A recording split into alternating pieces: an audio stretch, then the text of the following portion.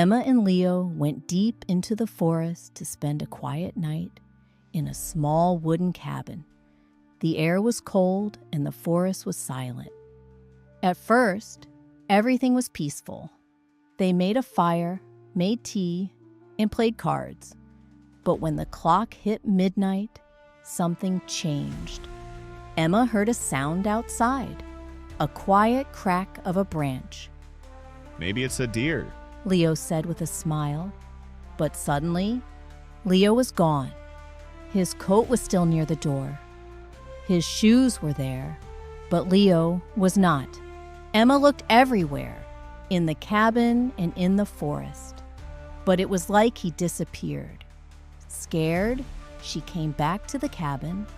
Something was strange. The clock showed 11:59 p.m. Then, Leo came in, calm, smiling. Why are you acting so strange? He asked. We were just playing cards. Emma looked at him. You disappeared. I looked for you all day. Leo looked confused. Emma, what are you talking about? Then the clock ticked. Midnight. Everything went dark. Emma held her breath. When the lights came back, Leo was gone. But this time, it was different. The fire was out. The teacups were gone.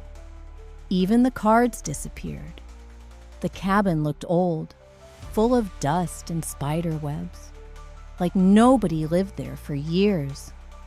On the floor, Emma found a notebook, old, broken, full of writing. March 1st. It happened again. The clock stopped at 11:59. My husband disappeared. In the morning, he remembered nothing, and everything started again. The pages were full of stories like this. Nights repeating, people missing, a time loop. Emma held the notebook tight and looked at the clock. 11:59 p.m. Then, again, Leo walked in. Emma? He said. Why are you sitting in the dark? We're playing cards. Emma said nothing. She felt like this moment already happened. And maybe it would happen again. Emma sat down at the table. Leo smiled and started to shuffle the cards. Do you want to play? He asked. Emma looked at the clock. 11:59. Leo, she said slowly. do you remember going away? Do you remember disappearing? Leo laughed. What? I didn't go anywhere. Emma opened the notebook. There was something new on the last page. Tonight she remembers. Maybe this time. Things will change. Emma froze. Leo, is it really you? Leo stopped smiling. His eyes changed. They were cold. What is that? He asked. I found it here. Emma said. It's full of stories about people stuck in this place, like us. Leo stood up. His eyes were not the same.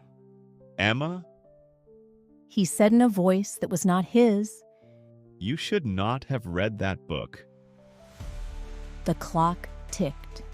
Midnight. Everything went dark again.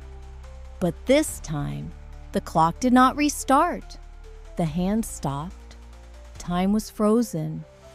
The cabin changed. It was older, darker, colder, like the world around Emma was dying. Emma stood up and held the notebook. This is not another loop. She whispered. This is something else. Suddenly, the door opened. An old woman stood there, gray hair, old coat, holding a lantern. You're the new one, she said. You saw the truth. That's fast. Most people need years. Emma stepped back. Who are you? My name is Clara. I got stuck here a long time ago, but you are different. Emma showed her the notebook. You know this? Clara nodded. I wrote some of it, others too. We all tried to understand. And Leo? Emma asked. Clara looked at the shadows in the room. Maybe he was with you. Maybe not. Maybe he was part of this from the beginning. What do you mean, beginning? This loop is not natural, Clara said. Someone created it, and that someone is still here, in the cabin, maybe hiding, maybe watching, maybe with a face you know.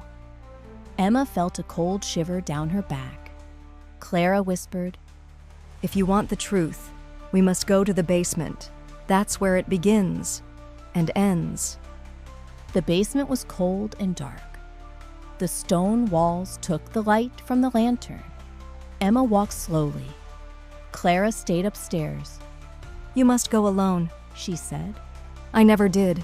Emma reached the end. A wooden table stood against the wall. On it, old photos, broken clocks, and a black notebook. New, clean, no dust. She opened it. It was empty, except the last page. The one who remembers, the one who decides. One stays, one returns. Emma closed her eyes. She understood now. The loop needed energy, a decision, a sacrifice. Leo was part of the loop, but part of him was still real, still good. The lantern started to flicker. The clock on the table started to tick again. 11:59. Emma put her hand on the book. I'll stay, She whispered. he will return.